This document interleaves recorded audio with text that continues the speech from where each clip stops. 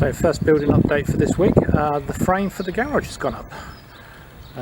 It's basically got an oak frontage to it, and then it's that boards from the side. Show you around here.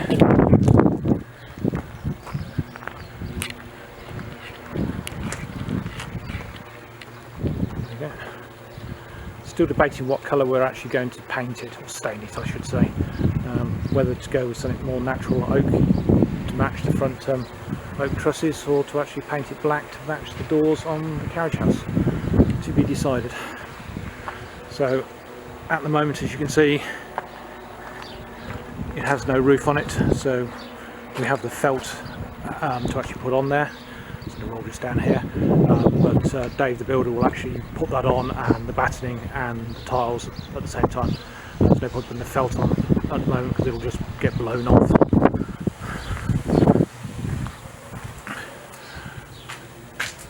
Matted in quite nicely, and actually you can't now really see the brick work that was used to block in the old hayloft entrance. It's sort of well hidden behind all the trusses and things. At some point in time we'll have to replace the two stable doors there. That actually goes into what's going to be Helen's garden store, so that will get used. It's probably not quite 2 cars wide. I'll probably squeeze 2 cars in there if I want to. In general, probably only going to squeeze 1, and probably put a log store in there as well. Good morning, welcome to a lovely Shropshire morning. So we have a new mounting in the garden. This wasn't quite the plan, but we have a new mounts at Helen's, as I'm calling it. Basically that is the spill from putting in the soakaways. So all the soakaways have now actually been fitted. I'll slip in a little bit of footage of them actually being dug here.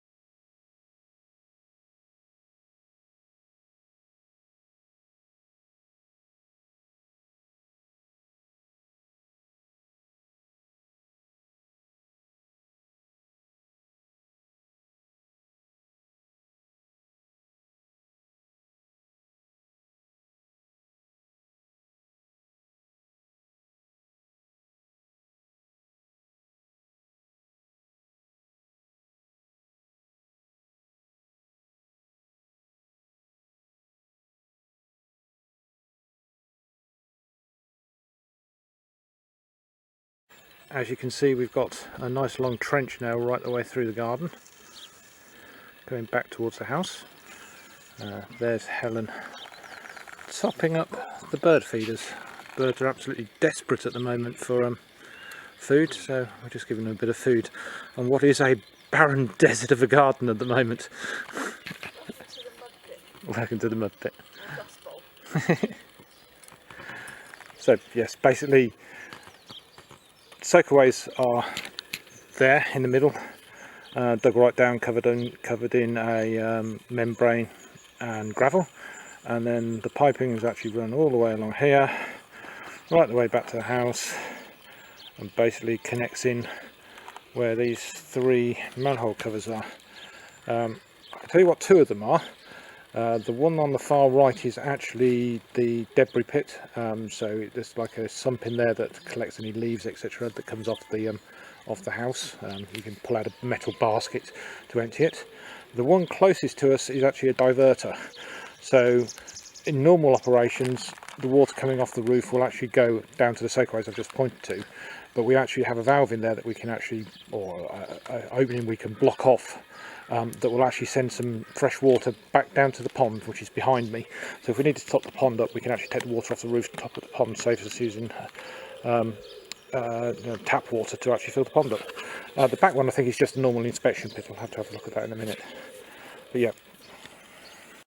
So as I mentioned, the pond, here it is. There's not much water in it at the moment. As we mentioned before, there's no liner in it. Currently the previous owners cut the liner out. So it fills up during the winter and then gradually dries down during the summer.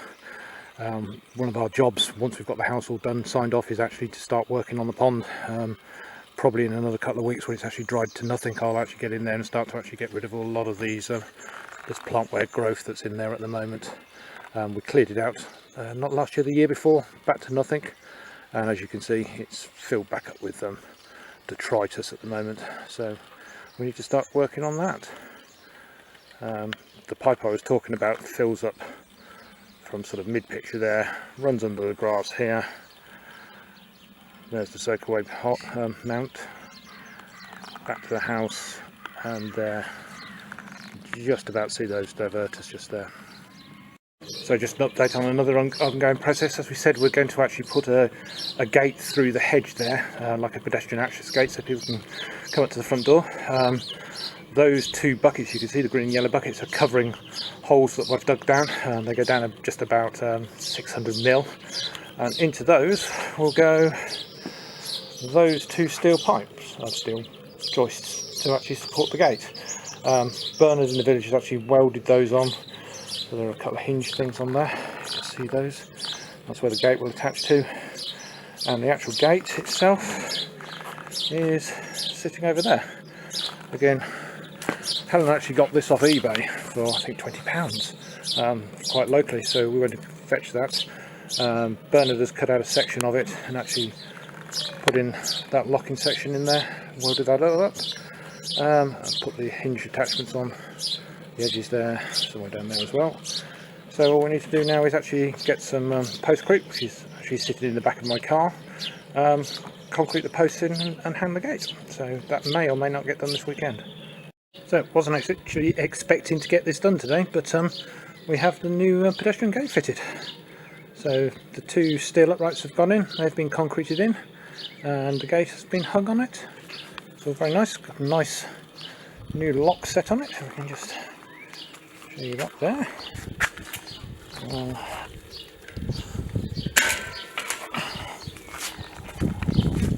Swings right open. Okay. It's probably going to bounce back now. All good. And it's drilled with a self-closing lock. It pushes closed. So quite happy with that. So the last bit of update for this week is actually inside, and we have now got the walk-in wardrobes all fitted. So, and there.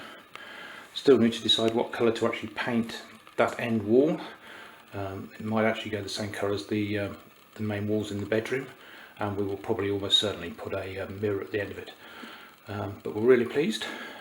We were going to use IKEA Pax wardrobes for this, but in the end, having looked at the Pax ones, the amount of ceiling room space we'd actually got to fit them up there, and the quality of them, we actually decided to go for the big ticket item and actually get these handmade for us and fitted. So these came from Ironbridge Interiors, and as we say, really pleased with them. As you can expect, an awful lot of it's been taken up with Helen's clothes, but I do actually have a couple of wardrobes and a couple of drawers in here as well.